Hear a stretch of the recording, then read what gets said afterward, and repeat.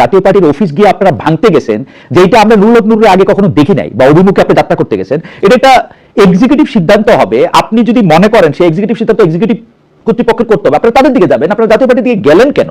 মানে এবং জাতীয় পার্টিকে মানে মানে এইটা এটা এটা এটা এটা কি এই কাহিনীটা কি খুব সরল নাকি? আপনি জানেন যে আপনাকে আমি অনেকদিন চিনি, আমি কিন্তু আমার এই প্রশ্নটা করতেই দিচ্ছে, আপনি কি কারণে সেট আপ হলেন যে এটাই আমি বলতেছি খালেদ ভাই। এখানে প্রথমত মিডিয়ায় হয়তো বিষয়টা সঠিকভাবে তুলে ধরতে পারে। দেখেন, আমরা ওই দিন প্রথম একটা মিছিল করে আমাদের মিছিল সমাপ্ত করেছি। তারপরে যখন জাতীয় পার্টির মহাসচিব এবং চেয়ারম্যান তারা যখন সংবাদ সম্মেলন করে আমাদের বিরুদ্ধে কতগুলো মিথ্যা এলিগেশন দিলেন যে তারা জাতীয় পার্টির কার্যালয়ে দখল করতে আসছে, প্রস্তুতি নিয়েছে। আসলে আমাদের প্রথম মিছিল তো পিসফুলি শেষ করেছে, আমাদের এই ধরনের কোনো ইন্টেনশন ছিল না। তাহলে তো এই গণঅভ্যুত্থানের 1 বছর পরে কেন আমরা দখল করতে যাবো? এটা তো শুরুর দিকেও করতে পারতাম যদি আমাদের ওই ধরনের ইন্টেনশন থাকতো।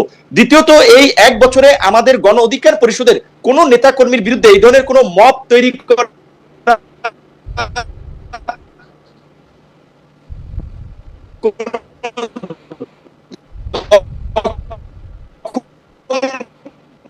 মামলা হিসেবেই যখন মিথ্যা এলিগেশন সম্মেলন মশাল মিছিল শেষ করে সংবাদ সম্মেলন করার জন্য আমাদের কার্যালয়ের সামনে ডায়াসের সামনে আমরা অবস্থান নিচ্ছিলাম, সাংবাদিকরা তো সেখানে ছিল।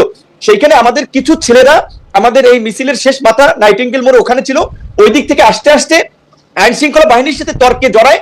সেইখানে তাদের উপরে অ্যাকশন করতে করতে তারা আমাদের কার্যালয়ে আসে এবং আমাকে যেভাবে টার্গেট করে বাঁশ দিয়ে লাঠি দিয়ে মানে যেভাবে আক্রমণ করেছে এটা পরিষ্কার ছিল যে তাদের একটা সেদিন একটা কিলিং মিশন ছিল এবং সেই হামলাটা চালিয়েছে পুলিশ এবং সেনাবাহিনী। সেখানে পুলিশের পক্ষ থেকে বলা হয়েছিল, ডিএমপির কোনো নির্দেশনা ছিল না, আর্মির পক্ষ থেকে বলা হয়েছে।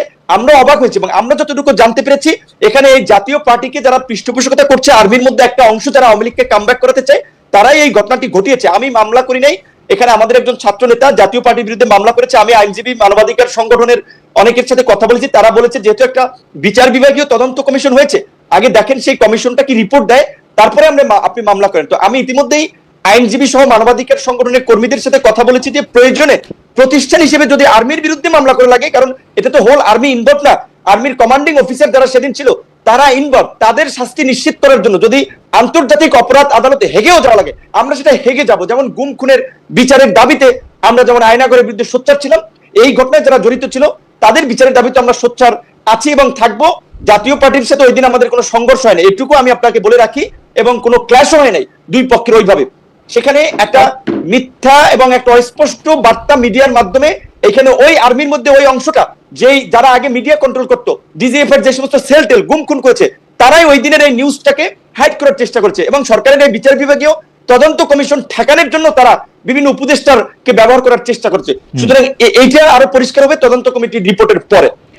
তদন্ত কমিটির রিপোর্টের পরে। তাহলে আপনি এই বিষয়টাতেও আপনি একটু মন্তব্য করেন যে জনাব সাবের হোসেন চৌধুরীর গ্রেপ্তার, জামিন, তার বাসায় উপদেষ্টাদের বৈঠক একটি ক্লিন ইমেজের আওয়ামী লীগ গঠন করার বা একটি মাইনাস শেখ হাসিনা আওয়ামী লীগ গঠন করার কোন প্রক্রিয়া হিসেবে আপনি দেখেন কিনা, যেটিকে ব্যারিস্টার রুমিন ফারহানা একটি প্রক্রিয়া হিসেবে দেখছেন বলছেন? না, অবশ্যই। যেখানে আপনার এই মিটিংটাকে ধরেন সরকারের আইনের ভাষায়ও যেহেতু আওয়ামী লীগকে সরকার নিষিদ্ধ করেছে, আমরা একটা ফ্যাসিস্ট শক্তির বিরুদ্ধে আন্দোলন সংগ্রাম করে পরাজিত করেছি, যে প্রধানমন্ত্রী দেশ ছেড়ে পালিয়ে গেছেন, সেই দলের এই গণহত্যায় অভিযুক্ত, মানবতা বিরোধী অপরাধে অভিযুক্ত একজন নেতা এবং তিনি গ্রেপ্তার হয়েছিলেন বিদেশিদের মধ্যস্থতায়, তাকে জামিন দেওয়া হয়েছিল। আবার তার বাসায় আপনার এই রাষ্ট্রদূতদের মিটিং, এবং সেটা সরকার উপদেষ্টারা বলছে এটা স্বাভাবিক করতেই পারে। তার মানে তো এটা অবশ্যই সরকার উপদেষ্টাদের এখানে একটা ইনভলভমেন্ট আছে এবং আমাদের এটা দুর্ভাগ্য যে আসলে এই জন্যই আমি শুরুর দিকে বলেছিলাম যে এটা একটা অত্যন্ত দুর্বল চিত্তের লোকদের একটা উপদেষ্টা পরিষদ, এবং এটা এই দায় আবার নাহিদদেরকেও নিতে হবে। নাহিদরা যেমন উপদেষ্টাদের সেফ এক্সিটের কথা বলছেন, তারা যারা উপদেষ্টা পরিষদ গঠনের সাথে জড়িত ছিলেন